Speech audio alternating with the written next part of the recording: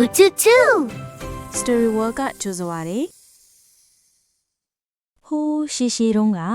တောတော်ဖုန်ကြီးကျောင်းလေးတစ်ကျောင်းမှာဖိုးသူတော်တူနေထိုင်တဲ့ နေညိုချင်းတိမ်တောင်းတဲ့အခါရွာလန်းနေပြီမှာစာအုပ်တို့တငယ်ချင်းတို့တွေရေခက်စင်းလို့လားရာလာလား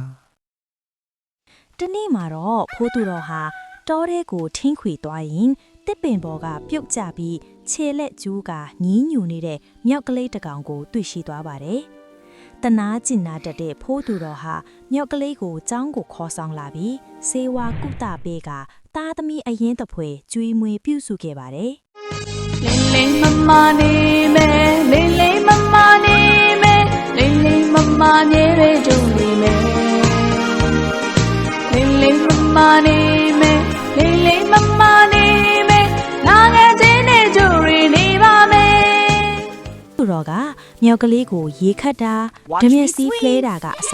လူတွေလိုလုတ်တက်အောင်တင် जा ပေးထားတာကြောင့်ရွာသူရွာသားတွေကအံ့ဩချီကျူးပြီးဖိုးသူတော်နဲ့မြောက်ကိုအစားအသောက်တွေလှူဒန်းကြပါတယ်တဲ့ဒါပေမဲ့တနေ့မှာတော့ဖိုးသူတော်ဟာအကြံတစ်ခုထုတ်ပါတော့တယ် ရွာမြောက်ကပ်ပိုင်းကစာအုပ်ကိုတင်တောင်းဖို့ပစံကလိုနေပြီဘယ်လိုလုပ်ရပါလဲ ဖိုးသူတော်ဟာမြောက်ကလေးကိုတိတ်တဆိတ်ခေါ်ပြီးအချိုးအချောင်းပြောပြပါတယ်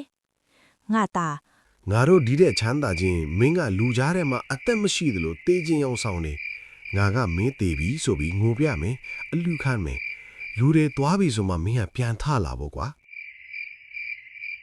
အဲ့ဒီလိုပြောလိုက်တော့ဖိုးသူတော်ရဲ့အကြံကိုမသိပဲမြောက်ကလေးကလည်းသဘောတူလိုက်တာပေါ့ကွယ်သူတို့ရဲ့အကြံအစီဟာပထမတစ်ကြိမ်ရွာတော့အောင်မြင်ခဲ့ပါတယ်